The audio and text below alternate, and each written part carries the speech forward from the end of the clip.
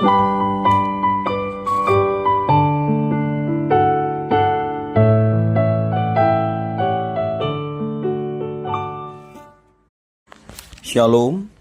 devosi 2 Tawarik pasal yang ke-27 dan 28.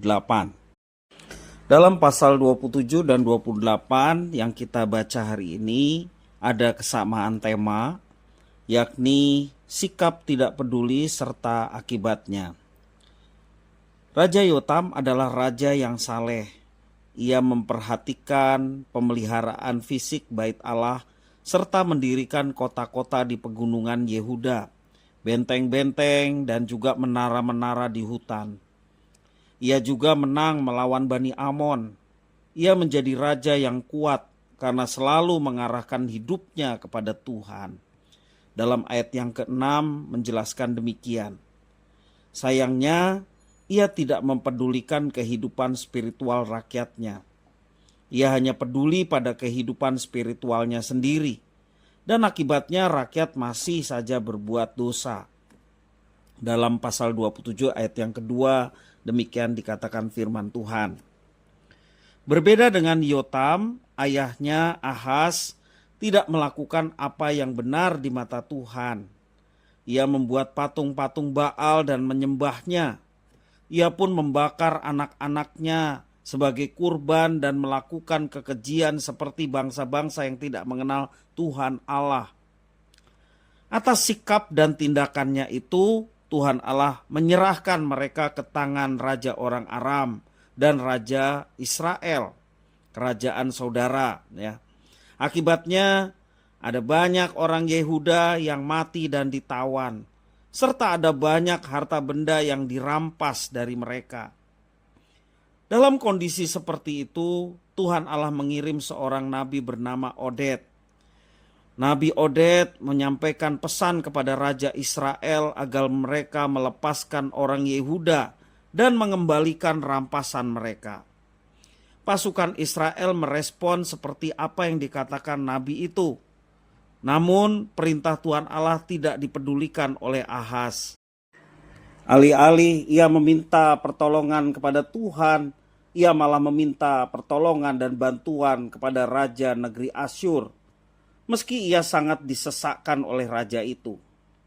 Ahaz bahkan mempersembahkan korban kepada para allah orang Damsyik yang telah mengalahkan dia. Ia makin tersesat dan jauh dari Tuhan. Berdasarkan kedua kisah di atas, di dalam pasal yang ke-27 dan 28 ini, kita diajak untuk menjaga kepedulian kita kepada suara Tuhan dan mengindahkan apa yang telah Ia lakukan dalam kehidupan kita.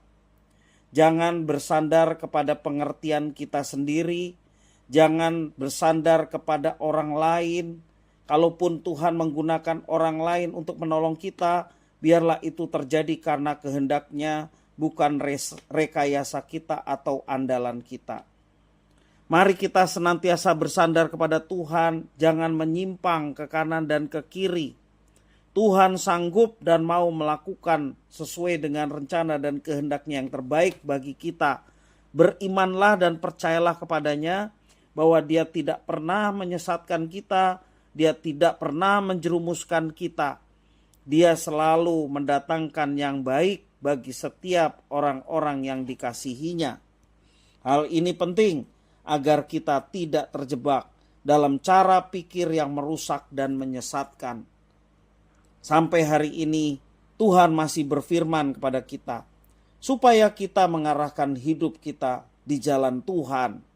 Tuhan juga meminta kepada kita untuk peduli kepada keluarga kita, juga orang-orang yang ada di sekitar kita, agar mereka pun dapat bertumbuh dalam iman percaya kepada Kristus.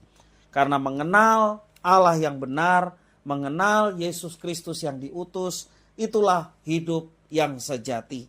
Dan semua itu Tuhan telah berikan kepada kita.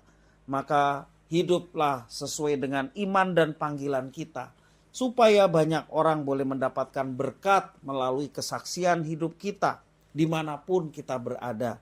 Tujuannya adalah supaya mereka mengenal Allah yang benar, mengenal Yesus Kristus yang diutus, sehingga hidup mereka boleh terus bertumbuh di dalam Tuhan. Tuhan Yesus memberkati.